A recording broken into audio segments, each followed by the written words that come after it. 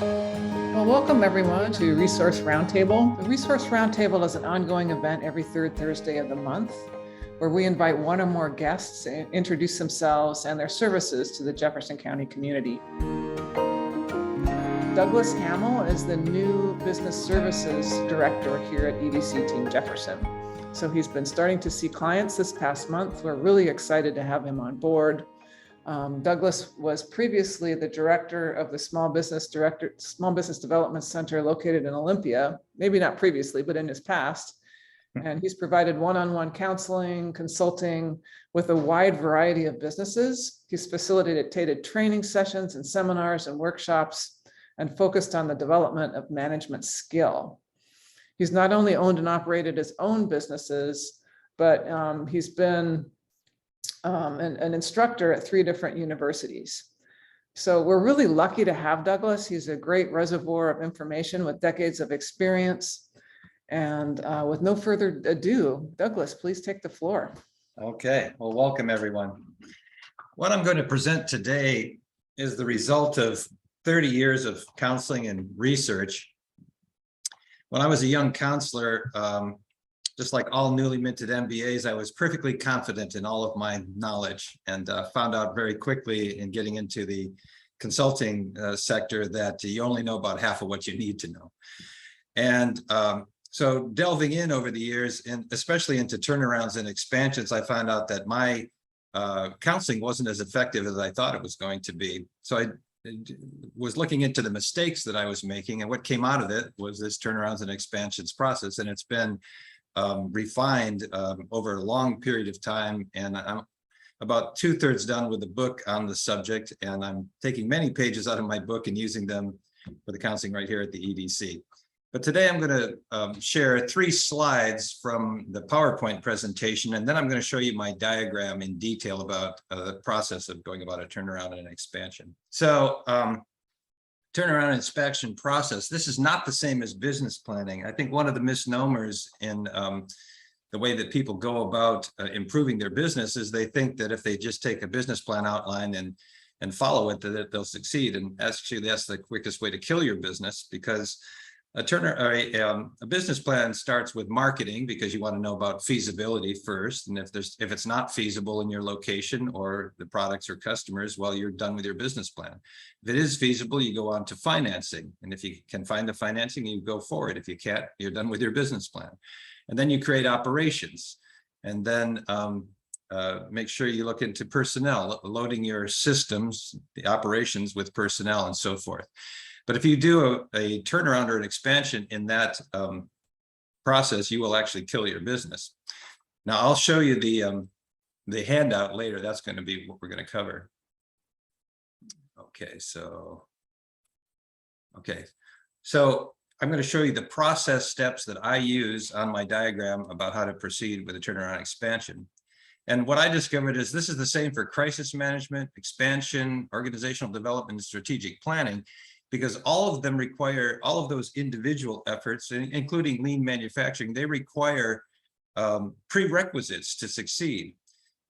For instance, if you load any business with new, let's say you're in a crash crisis and you want more sales, and you load those new sales on bad systems, well, you'll just hasten the demise of the business because the systems aren't efficient.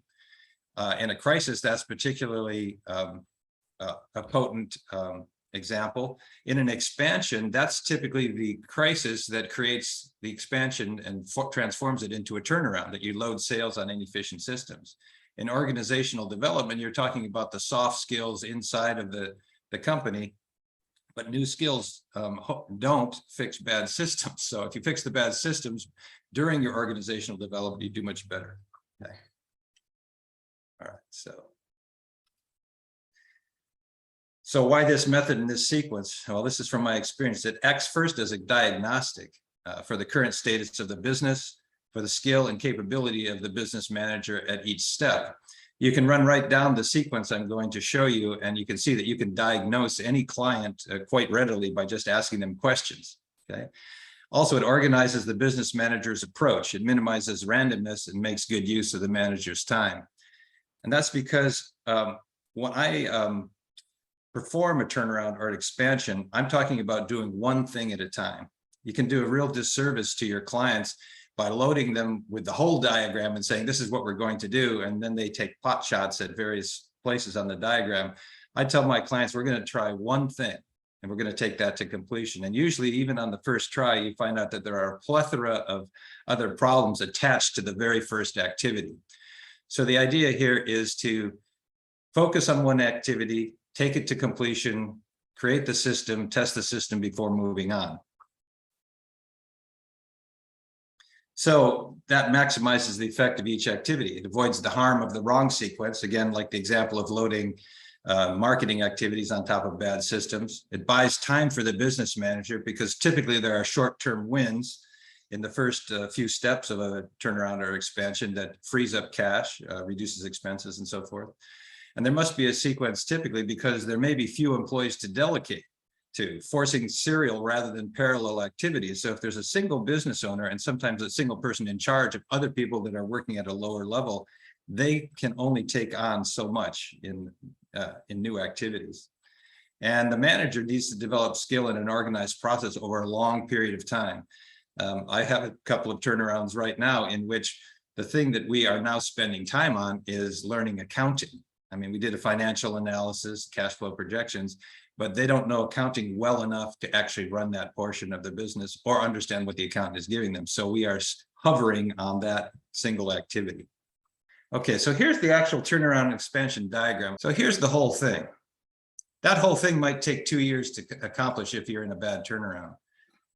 But I'm not going to show you the whole thing. I'm going to show you these two boxes.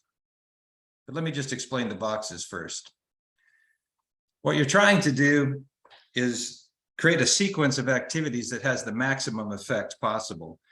So the first box is build resources and capabilities, and you can see some of the subcategories there: information, profit, risk, leadership, and intentions that inform how a business is run. In the second box, maximize cash flow and productivity, you can see problem solving. That typically means creating a problem solving or learning organization, teaching leadership, creating efficiency in systems, and producing productivity measures and incentives. Once you've done those two boxes, and again, that might take a year, then you can go back and evaluate your market, and you can load new marketing activities, new insights into the market on a capable, well-run organization with cash flow. So I'm going to go to the next page and show you that. Let's see if I can get this. There we go. So this is the first box, build resources and capabilities. And I don't want to go through every single item, but you can see the 4 areas that were mentioned: information, profit, risk, leadership, and intentions. So let's just look at what's in the first box. Well, the first box is information. And these are all the common things that most SBDC counselors, and I guess 3 of us here have been or are SBDC counselors, or if you're a business counselor from the private sector, you need information before you can accomplish anything. If you go ahead with your turnaround or expansion without information, you're just shooting in the dark. So of course, cash flow projections and a financial analysis. I should probably put financial analysis right up there with cash flows. And typically, well, not typically, but twice a year, I have caught embezzlers in just the first 2 steps, doing the cash flow, the financial analysis, and the embezzlement. And the embezzlements have been, $20,000 to $30,000. So there's relief right there. So if you can get these short-term wins while you're getting information, you've done your job for the client, and also they become a believer in the whole process because it starts working. Hey, Douglas. Yes, go ahead. Can you give me I've heard you share with people an example of how focusing on prices can really be one of those short-term wins. Can you give an example? Yeah, well, yeah, and you can see that the second phase there is prices. I mean, if we can stop an embezzlement, right, that's easy money, that's free money. Price increases, like here's one. I had a client who was an electrical installer, and his framework was that he was running all over the county on emergency cases. Somebody would say, I have to have you here. This, the other contractors are leaving. You've got to come and finish the box on this construction site. So he was completely inefficient. He didn't even have time to make collections. He was running so fast. So what I did was we looked with him to see what the prices were, and he was $10 under the market per hour. So we raised his prices $10 an hour on the very next invoice, which meant about $10,000 to him right away. But we also installed a emergency service where we said it's 3 times the rate or twice the rate. If you insist on pulling me off a job in Olympia and taking me to Shelton, you have to pay twice as much. Well, of course, the emergency calls diminished to just a few, and the ones he did go out on and became inefficient and going from one site to another were paid at double the rate and paid for the inefficiency. So those free price increases where you go from where you are to market level, that's a no-brainer. I'll give you another example. I had a client who had overpaid their partner for a buyout in a business, and they were underwater and within a few days of bankruptcy. But the thing that came out of the my question and answer was, well, when was the last time you raised your prices? And it turned out it had been 10 years since they raised their prices. So if there was 3% inflation, there was 30% missing in price increases. And because they were in a crisis, they were willing to hear me say, you have to go back to your store and raise all of your prices by 20%, right? And they said, well, their clients are going to leave, they'll go bankrupt. And I said, yeah, but you're going to go bankrupt anyway. So go raise those prices. Clients didn't even notice. Customers didn't even notice. They had a very loyal fan base. So that 20% increase amounted to $89,000 that year. And it pulled them right out of the turnaround, I mean, increment by increment, month by month, and paid for the wrong price that they had paid for the buyout. So there's this paradigm. If you look at this whole diagram, you might be able to divide it up into just large conceptual areas. Like first, pricing. You always solve problems: pricing, efficiency, and then volume. Pricing is free money in your pocket if you can get it. In a recession, that might not be possible, but if you can, you go there. Efficiency takes a lot longer, and that means systems redesign. But it's also free money just for thinking about your business. It's the same business, but you've applied some maybe lean principles or improved your production line. And then, of course, when you have those good systems, good efficient systems, then you can load marketing on top of it, and that's the volume. So it goes pricing, efficiency, and volume is the general paradigm. And so you can see in the first box there, information, that takes care of the pricing issue and an information issue. Yeah, any questions about that? Thanks, Douglas. I enjoy those examples a lot. Okay. Yeah, I've got a couple of questions. So first of all, this is very apropos, right where I'm at. I'm so glad I saw the post on Instagram this morning and got on this call when I did, because this is right where I'm at. So just so that I understand, is this now an offering with EDC? We can make an appointment with you and pick your brain? Yeah, with our absolutely.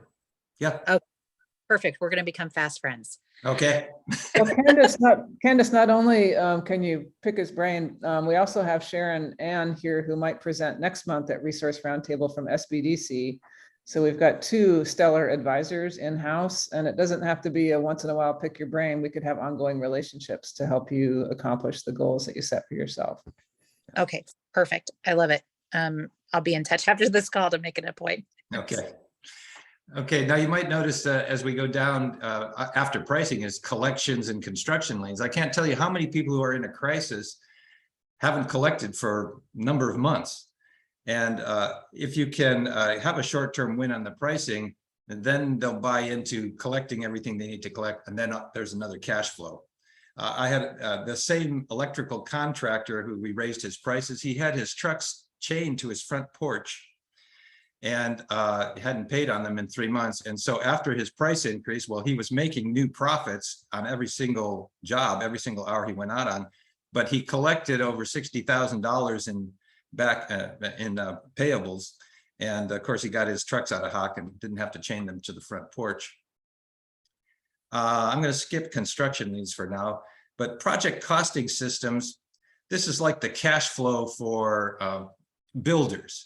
One of the reasons that builders go broke, so many of them go bankrupt, is that they don't have an adequate project costing system in which they it's easy for them to find the direct costs for labor, the materials costs, those are very easy to find, but they're sort of in the dark about overhead and they don't know how to make an overhead calculation. So I give them a spreadsheet. And by the way, all of these spreadsheets I'm talking about, they're on our EDC website under business resources. So if you go to the business resources tab, right at the bottom are a whole bunch of downloadable spreadsheets, and there's a bid sheet and a project costing sheet on there too. So if you do project work, those are free from the EDC. So like one of the turnarounds we're doing right now, the EDC is doing, we're working on the project costing system, and it was quite a revelation to the owners to see that while they were embedding overhead in their labor figure, but they didn't really know what it was. They didn't have it down to an hourly figure. So we got them their average billable hours for the whole year, found out what the overhead was for the whole year, gave them a credible number. I think it was $41.89 per hour to allocate overhead. So every time they have a billable hour for one of their employees, they make a $41.89 allocation now for overhead. And they're in the process of comparing their old bids with doing it the new way to see if they've made any mistakes. So I'm going to skip a little bit. Planning and accounting. Well, a lot of good work can be lost if you don't have a notebook. So one of the things I do after we have a few short-term wins is get them started in a planning notebook. And the planning notebook looks a lot like a business plan. It has the same designations, but you can see that those first steps are in finance, right? Most of this is in finance. So we're working in the finance section, which is not the first section of a business plan. So even though your planning notebook looks like a business plan, you're not doing it in that order. But when you load all this information into it, then your planning document becomes a business plan. It also becomes your loan proposal. It also becomes your investor perspective. Also, I teach accounting in 40 minutes. Some people say that's not possible, but I just did it twice last week, so I know it's possible. I teach a graphical method of accounting just to get the logic of accounting in people's minds, and then we apply it to QuickBooks, and it goes down very easily. So how long does that take, just the information phase? That depends on the client. But what I said is my point is to take it to completion. If we begin cash flows, take it to completion. If we begin collections, take it to completion. Because we don't want to leave bad systems unattended, and we don't want to leave our new activities incomplete. Now I'm going to speed up a little bit because most of you understand the things I'm going to talk about, like here under teaching cost, profit, volume, teaching price ceilings and higher profit margin products. That's one of the most important things in a turnaround is people can be doing a lot of things in their business, but are they using their square footage, personnel hours, machine hours on the highest profit margin products? And again, this is just for thinking about it. It's the same people, it's the same machinery, but like one client I had, he had crews that went out and did work. But on one client, the crew made $9 an hour, and on another client, they made $50 an hour. So clearly either a price increase for that client or getting rid of that client and replacing them with some other client was in the works. And you can see that there are all these short-term wins just for thinking about it. It's not new sales yet. Now, risks, some people run into risks in their business. So do they have adequate contracts? Again, there's their timeliness in invoicing. Does their legal structure protect them? I can't tell you how many people own a building and it's tied to their personal assets, and the business is not separate from the building. So many times I'll instruct people or counsel them to have a separate LLC for the building, separate LLC for the business, and then their own personal assets is of course separate from both. Quick question for you, Douglas. With that, if you're set up as an LLC, but you still have to make personal guarantees on this and things like that, how does that work? Then you're still kind of, right? You are personally breaching the corporate veil at that point. You have said to the bank, I am breaching the corporate veil and I'm pledging my assets. So, but it's only the assets you've pledged against the loan. It's not everything. And if you don't like own your own home outright, for instance, or you don't own your cars outright, for instance, you don't actually have any assets. That's right. So yeah. So the bank wants collateral, their favorite form of collateral is your home. If you don't Right. have business assets. And that's where, even if you have an LLC, they'll want you to pledge that asset, and that's breaching the corporate veil and means that it can be collected on. I see. Yeah, Okay. and almost every small business is in that situation. The most collateral they have is their home. And if they're ready to take a risk and build a business, that's what they have to pledge. They don't want organs. They don't want kidneys. No, and they don't want my Fender Stratocaster guitar. They don't want that either. Or the 100-watt Marshall amp. No. Okay, so let's talk about goals. One of the interesting things that I find is that people aren't really clear on their goals. What do they want in their life? You know, what are their personal goals? And once they get clear on that, then they get clear on whether they want to be in this business and what they want to make the business. But they can't do that without gaining skill, like buying into the proposition that you have to educate the whole organization. And to do that, you need to know how to facilitate dialogue and make transitions. One of the things is you create chaos. Anytime you change something in a business, you create chaos, and you have to calm that chaos with good systems and people practicing on those systems. And that is a transition, not only in the systems itself, but in the emotional feel of the whole organization. When you load people with brand new activities, they're going to be stressed. So everybody needs to be able to talk about the transition and what phase you are in the transition. That requires communication. So as a business owner, you may have your goals pretty clear, but do you know how to facilitate, educate, communicate, and shepherd your employees through this, difficult transition? And that leads us to intentions and assumptions. I think one of the best books I've ever read is The Fifth Discipline by Peter Senge. And one of his concepts is that intentions create systems, both process systems and psychological systems. And out of those systems comes behaviors. So most employers come to a counselor and say, look at that employee over there. They're a bad employee. They don't do what I ask them to do. I always look upstream and say, yeah, but what is the system they're working under? And what are the intentions that created that system? So I always go back to the top and work my way down from intentions, because sometimes the intention is, it's implicit, we don't listen to our employees, or we're angry and we shout at our employees. Those are implicit intentions. So that creates systems and that creates behaviors. So having an entrepreneur, a manager, know what their intentions are and being able to create a dialogue with their employees and have the employees combined with them to create the right intentions that will create efficient systems, and behaviors will come out of that naturally.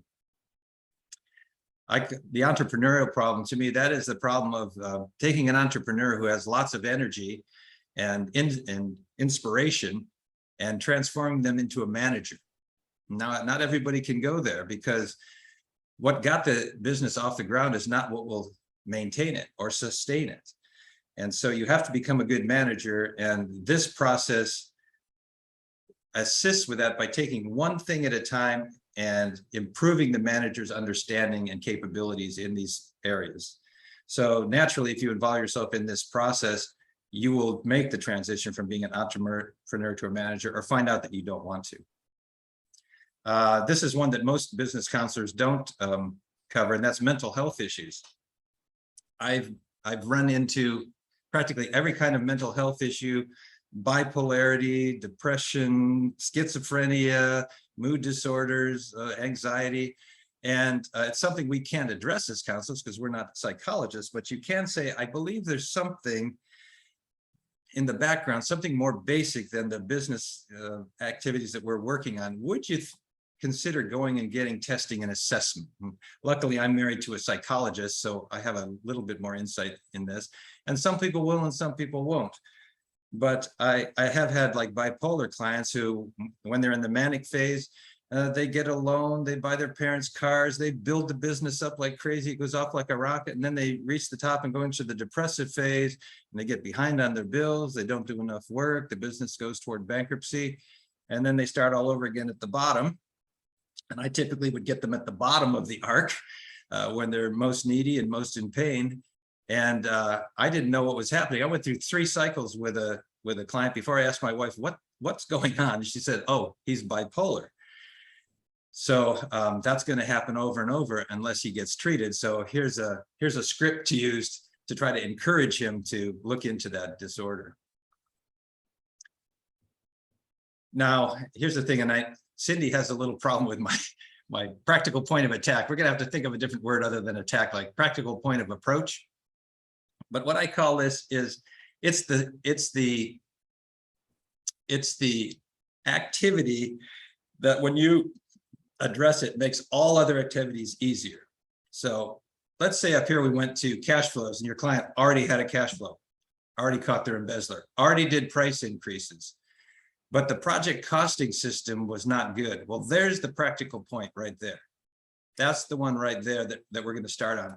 If I, as a counselor, have vetted these first two lines, then here's the practical point right here where you begin. So any questions before we go over to maximize cash flow and productivity? Yes. So trying to find systems that are cost effective and related to your industry, and then being able to get counsel on them to make sure that you're not just buying something that isn't like that looks good, but maybe isn't really right for you, you know, is such a struggle. I mean, we've been through several different ones, and it's really, really tough to find. Yeah, and the only who thing understands our industry enough to be able to. Yeah, so a lot of companies will give you like a demo disc or a demo you can download. It's not fully functional, but you can get in and see the features and see if it suits you. Other than that, you know, talking to other people in the industry who have similar systems is the only other way I know about going about that, or building your own system. If you can't find anything out there that's workable, maybe building your own. I wish I had a few more of me, then I could do such things. Like, it's just one more thing on the list. Well, one more thing on the list, but the question is can you get relief in your business by starting down this process at the top and finding a practical point beginning and relieving yourself in some ways? Yeah, Cindy. I just wanted to respond to Candace's question a little bit. And I think the beauty of what we're trying to create at the EDC is sort of being the hub of a wheel and attaching to a bunch of different resources across the state. And one way to perhaps answer that question might be to tap into the SBDC network, where there may be a technology expert in particular, or somebody with that particular industry expertise. And I think next month we'll have Sharon Ann in here to talk a little bit more about SBDC and you know, where we can find answers to questions that might be specialized. Yeah, and other places. I mean, I had a client that they were making kaleidoscopes, you know, very high-end kaleidoscopes. I own 2 of them. I had to pay full price though, because there was going to be a conflict of interest there. And so, but they needed a glue to glue their art paper onto their wooden and sometimes cardboard cylinders. And we went to NASA and we asked them, we queried NASA and we said, these are the 2 things we're trying to bond together. What kind of glue should we use? And they sent us 2 bottles of different kinds of glue. And then my client got they tested them. One of them worked perfectly, and then they bought from that manufacturer. So even NASA can help you sometimes if you ask them the right question. Okay, I'm going to go down to the next page unless you got some more questions. Oops. I have a question. Yes. Are these things from the top of your outline here, do they need to be done, in your opinion, the first one and then complete it, and then do the second one and then complete it all the way, these 6 things before you move on to the next section? And that came from taking 1,000 clients, you know, not all at once, of course, this is over years and years and years, taking 1,000 clients and experimenting with the sequence itself. And the sequence changed a lot in the first couple of years, a little bit in the 3rd and 4th year, and it hasn't changed much in the last 10 years. So I think the sequence has been vetted, but each individual client is different. And I think of like a business as a Swiss cheese, you know, The solid parts are the parts that the business owner does well. The holes are the things that are missing. And this sequence is meant to uncover those holes in their Swiss cheese and fill them in, and fill them in effectively and go to completion on it. But there's a logic to it. I mean, again, pricing, efficiency, and volume, that's the larger landscape behind this diagram. So, of course, you're going to do pricing first because it's free money. Of course, you're going to do efficiency next because it's free money, but takes longer. And then you're going to do volume last because now you have efficient systems and perfect pricing. So yeah, I would say this, to me, I have to have a really good reason to go outside of this sequence. And sometimes you do have those reasons. Thank you. Yeah. Okay, so maximizing cash flow and productivity. Well, the first thing is problem solving. Can your organization actually solve problems? And so problem solving organizations have characteristics. And if you don't know what characteristics they are, then you're at a disadvantage. But the systems dialogue. The systems dialogue is important because usually employers and employees talk about what's wrong with you, right? Or the employee says, what's wrong? Why did you create this terrible system? And the employer says, that's the system, just do it. But the systems dialogue says, we have a system and both of us or all of us touch it. So let's create this system together. And so there's a whole process of system redesign that I teach, and that incorporates also lean principles. And that's sometimes a hard thing for an owner to swallow because he's looking around, he or she is looking around the table and saying, oh, $50 an hour for that girl and $60 an hour for that guy. How much is this costing me? But usually they get a result where they save $100,000 or something like that, and then they're true believers. I had a construction business, and this is true for lots of construction businesses. They had just made $100,000 error and were upside down on one of their contracts, and they were losing money and just trying to finish the project. So we got into systems redesign about how they bid, manage, and account for their projects. And they found multiple errors where the thing could go wrong. And so on the very next bid, they implemented their system, and they absolutely knew that they had just saved themselves $100,000 because they were going to make the same mistake again.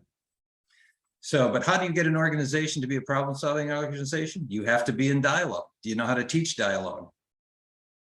Do you know how to teach systems?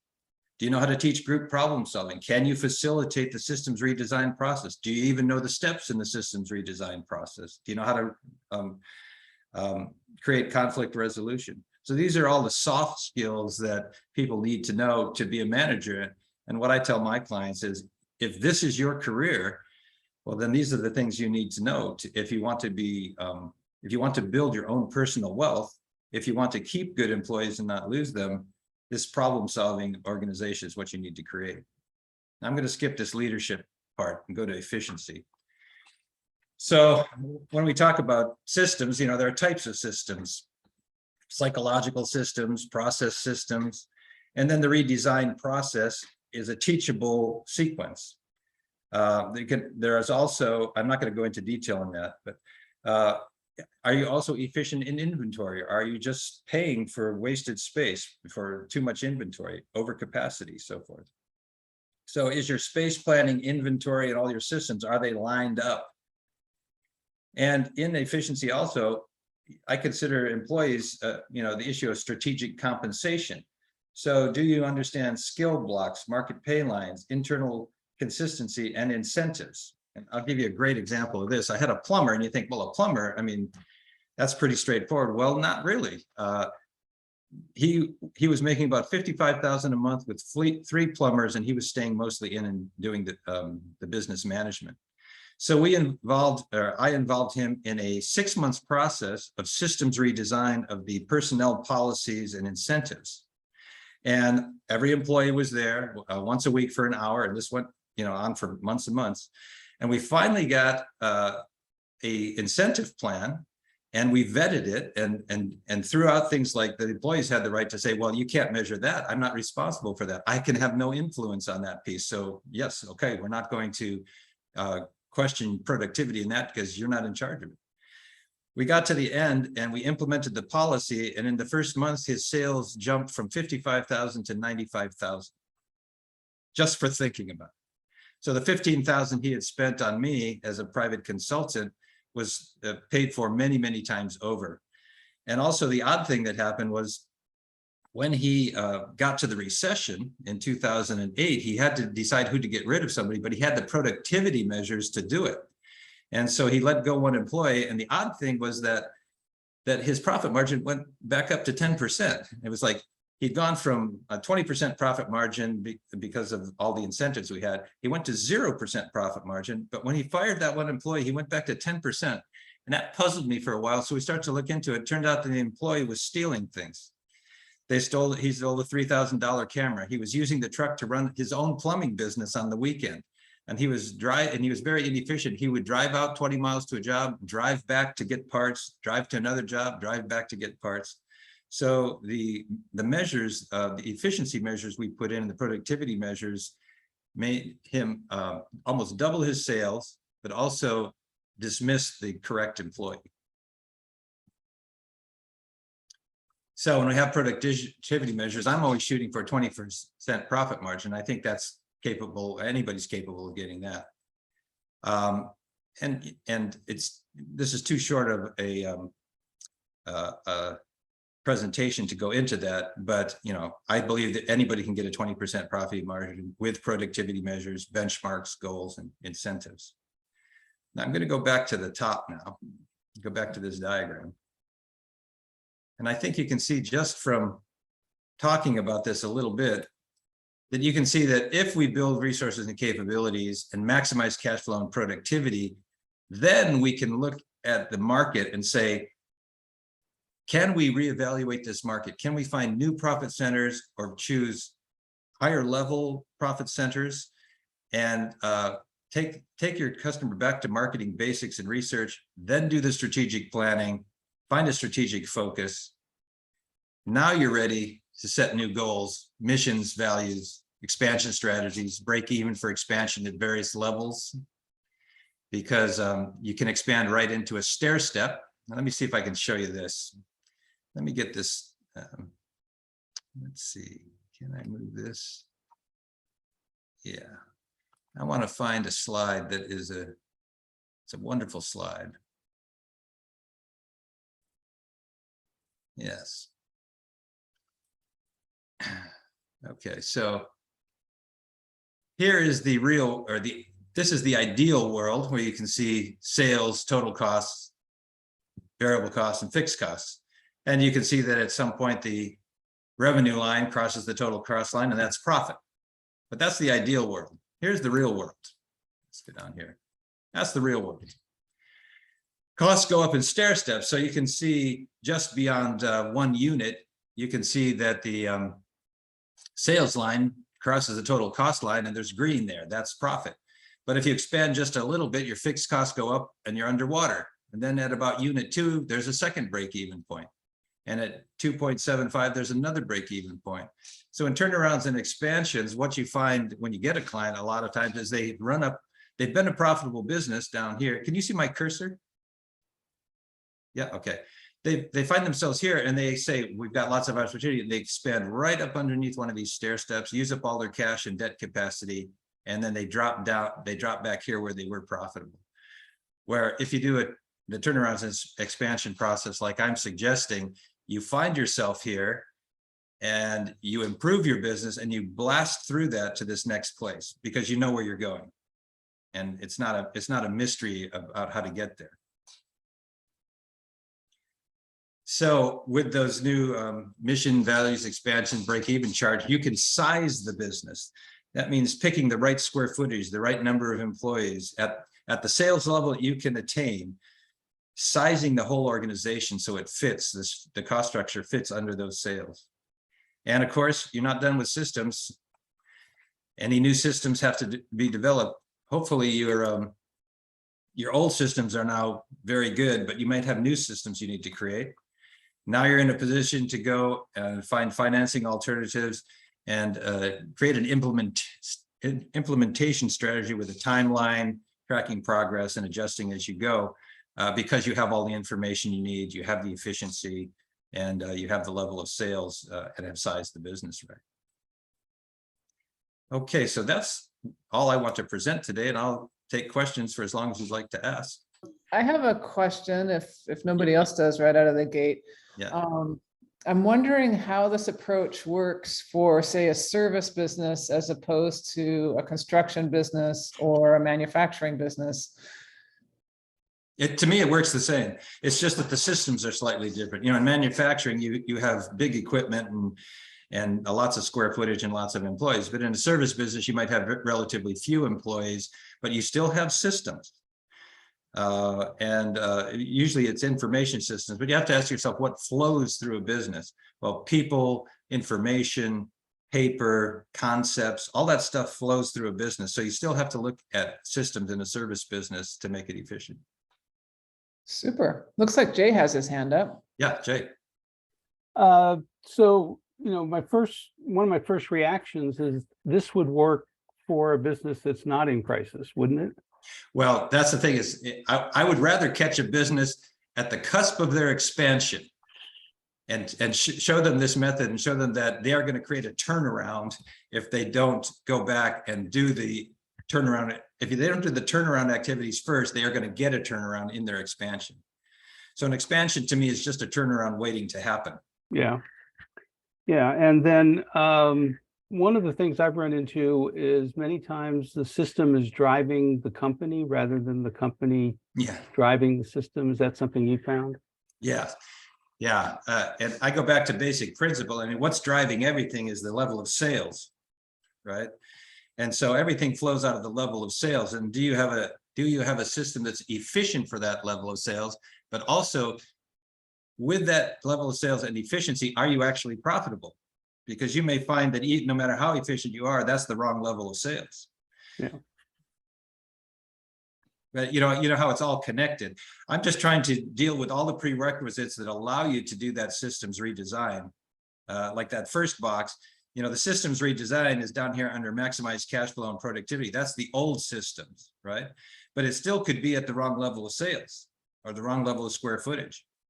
Well, Douglas, Candace had a question in the box here, or a suggestion rather, suggestion for a workshop on the entrepreneurial problem. Candace, did you want to elaborate on that at all? So I'm glad you touched on that because I thought it was just something that was epidemic amongst us entrepreneurs, but I think it is so much so that I know a lot of business owners that would really benefit from just having that confirmation that we do need to be more than just good at the one thing that we're in business to do, that we have to become, leadership, management, we have to do all of those things. And especially if you're a small business owner who can't afford to really hire out those things, you have to become the one wearing all those hats. And so how do you do that and do that seamlessly? I would also love to have a list of books that you recommend on some of these subjects. I know you mentioned the fifth discipline, but on some of the other ones that you would, some of the other topics that you touched on that you would say, hey, read this book or check out this. That's going to be hard because, some of the basic concepts come right out of the MBA school. And, right. And so that was all in the curriculum, the graduate school curriculum. But consider that we are going to teach a turnarounds and expansion workshop, probably an 8-week workshop. And out of that, we may spin off other, concentrated workshops, like you say, on the entrepreneurial problem. But yes, if you begin with the turnarounds and expansions workshop that we'll run, then we might be able to have breakout sessions or other standalone workshops on some of the niche subjects. Well, one thing I really appreciate is Douglas, the depth of your experience and how you sort of summarize this process for us. So no matter where we are on the spectrum, we could probably find a place to start to work and have some good consulting to get the ball rolling. And consider also that if you're a counselor or if you're a business owner, you may become the business owner may come to you with a presenting problem. Now you have a structure you could fit it in and say, oh, that's down in step number 5. I have to convince this client that we need to begin at step number 1 and work our way down to that problem. because the presenting problem typically is not the real problem. If I could, I'd just like to focus in a little bit on your discussion on accounting, because there's many types of accounting and many of them don't really apply to decision making, problem solving and things like that. Yeah, how do you, I mean, do you find that most business owners that you get to work with understand accounting and maybe just have it a little bit off, or No, they really don't? It's the opposite. It's the thing they want to give away first. And so they give it away to a bookkeeper, but they don't understand the accounting coming back to them. One of the embezzlements I found was a client came in and he had perfect accounting printouts.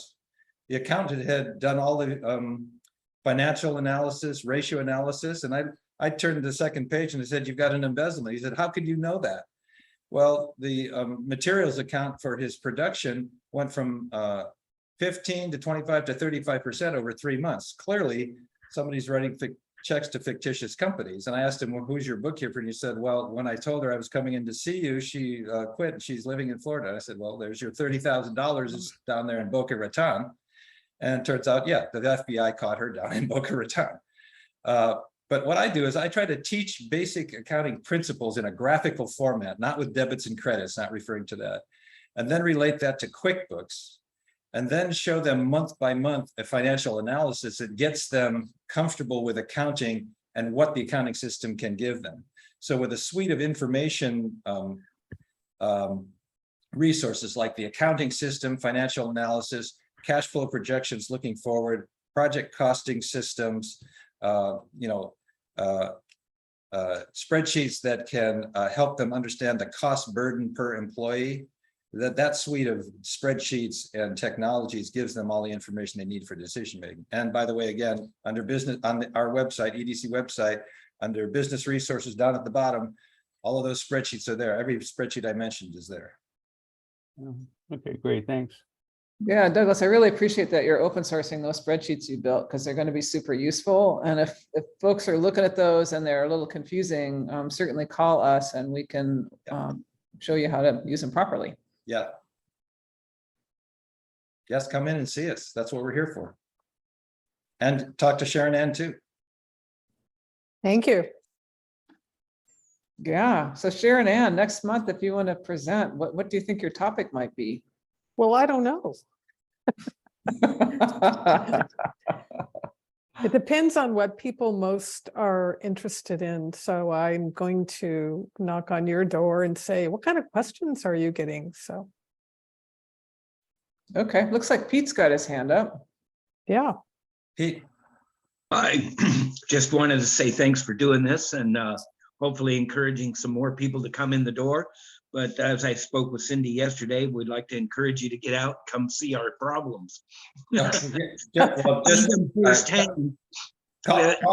me and make an appointment. I'll give you my phone number. It's 360-584-4075. That's my cell phone. You should be able to get right through to me and we can make an appointment. I'll come and see you. That was 4075? 4075, yeah. 360-584-4075. Great. Thanks for putting this on. And again, I'm sure we'll be in touch. Okay, you're welcome. Thanks. Thanks so much, Douglas, and thank you all for coming. It's really a pleasure to get to touch base once in a while, and I appreciate this community. Thanks so much. Okay. Thank you very much. Take care.